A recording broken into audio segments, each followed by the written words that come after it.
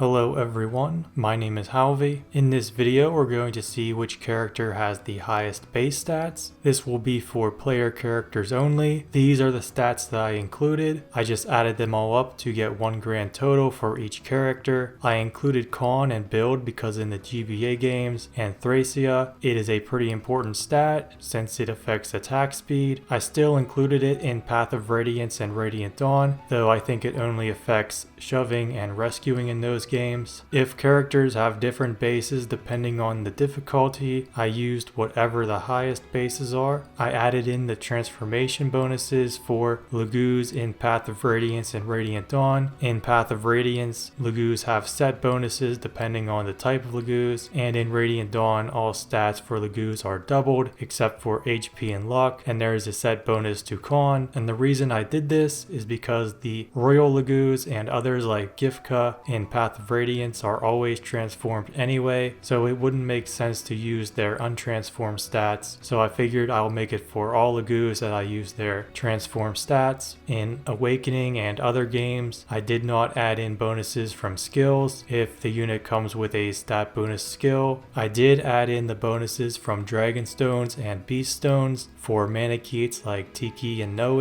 and Beast units like Kaden and Keaton. I used the basic versions of these stones, not the plus versions in Awakening and Fates. And for Tiki in the Arcanean games, I just used her Divine Stone bonuses. I did not include any bonuses from weapons, such as legendary weapons. I also did not include any bonuses from equipment, such as shields in Echoes and rings and shields in Three Houses. In Fates, for Felicia and Jacob, I used their bases for when they join later and higher, and I did the same for other characters if they join later with higher bases in Birthright or Conquest versus Revelation, or if they are in all three like Silas. For children from Awakening and Fates, I just used the base stats that they had from my most recent playthroughs of the games because their absolute bases are horrendously low, and I would assume their max potential bases would be close to, if not the max stats for their respective base classes. I really didn't know how to handle this. For Robin, Corin, and Chris, I chose whatever Boone and Bane and past, present, future for Chris that would give them the highest boost to their overall bases. For Blazing Blade, I used everyone's Eliwood and Hector mode stats. For Genealogy Kids, I used whatever father gave them the highest total base stats. This didn't make much of a difference really, only by 1 or 2 points, and most of the time, multiple fathers gave the same highest total bases. This was also assuming that both parents were at level 30. In Shadow Dragon and New Mystery, characters have absolute bases that are added to their class bases to get their actual bases, so I just used the default classes for their bases, so basically the bases they come with when they join. For Three Houses, I used the bases they come with when they first join, so the level 1 bases for most of the students except for the Ashen Wolves who join at level 3, and for the church units I used whatever their bases are for the first chapter that they are available to be recruited. So I'm not going to go over every single character from lowest to highest, but I will go over everything that I found interesting, and I will go over notable units as well until I make my way to the top. Also at the end of the video I will show the spreadsheets for each game, ordering the characters from the highest to lowest total bases. So Rickard in FE1 has the lowest total base stats. He is a thief, so his stats don't really matter. Thieves are somewhat useful in the Arcanean games, however I don't see the need to ever deploy Rickard since Marth can open chests, and if you need a thief to open doors then Julian is the better option, though if Julian dies after recruiting Rickard then Rickard would be your only option for a thief then. Other units you will see here at the bottom include other thieves, dancers, archers, healers, the trainees from Sacred Stones, and villager units. Overall the bottom is largely dominated by Arcanea characters. Zane is also an interesting case as he does have his own base stats, stats. However, his specialty is that he can copy and basically transform into another unit and copy that unit's stats, though he still retains his own HP, I believe. So as you would probably expect, characters that join early on in the games generally will have lower bases than characters that join towards the end of the games. Exceptions to this though are Dagdar and Avel, who are still both in the top 10 of all of Thracia's units, despite joining in Chapter 1. Seth in the Sacred Stones has the 5th highest bases in the game, and he's available from the very start. In Book 2 of Mystery of the Emblem, Pala and Sirius have top 10 bases and are units that you get early on in the game. Oifi has the 6th highest bases in Genealogy, and I would consider him an early unit since you start Gen 2 with an entirely new army. Radiant Dawn has the highest average of total base stats with 182, and Shadow Dragon and the Blade of Light has the lowest average with 58. So now I'll go ahead and show the top 100. Here are ranks 100 to 76. You're going to notice that a lot of the top 100 are Tellius characters, then Awakening characters, and there are a few Fates, Alib, Yugdrail, and 3 Houses characters. I like how Xander beats Ryoma by 3 points. Awakening Anna is her strongest form going by base stats. Here are ranks 75 to 50. My favorite thing to see here is that Shinon beats Ike, and if they followed the Lagoos, where the strongest are the leaders, that would mean that Shinon should lead the Grill Mercenaries, which I find funny. Also, Radiant Dawn Ike has the highest bases out of all of the lords in the series. I like how over the 3 years between Path of Radiance and Radiant Dawn, Har only got 3 points stronger. Here are ranks 49 to 26. Athos has the highest bases in all of Alib, which makes sense. Tiki has had her strongest in Awakening, which also makes sense. Here are ranks 25 to 6. Volk cracks the top 25, so he's pretty strong, and he would have to be if he would have ever had to kill a berserked Grail. I like how Leiron is slightly stronger than the Black Knight. So coming in at number 5 is Nyla the Wolf Queen with a total of 306. She beat Tabarn by 1. These are her bases, and you get to use her in 2 chapters in part 1 of Radiant Dawn and then all of part 4. She is the strongest woman on this list. Number 4 is Gifka, the Lion King Shadow, with a total of 320. These are his Radiant Dawn bases, but he was also the strongest unit in Path of Radiance. He does not have Form Shift, which allows Lagoos to start the chapter transformed and then stay transformed, but I believe he comes with a Lagoos gem, or you could easily give him one, and you have to spend a turn to use it, but then it allows the Lagoos to stay transformed for the entire chapter, and you should have enough gems for him to use in every part of Radiant Dawn's endgame, which is when he is recruited. Number 3 is Walhart the Conqueror with a total of 321. These are his bases in Lunatic and Lunatic Plus. Number 2 is Priam, the Descendants of the Radiant Hero, with a total of 328. Like Walhart, these are his Lunatic and Lunatic Plus bases. So apparently Walhart is a vegetarian, and Priam, like his ancestor Ike, is a big fan of meat. So I like to think that eating meat is what allowed Priam to get stronger than Walhart.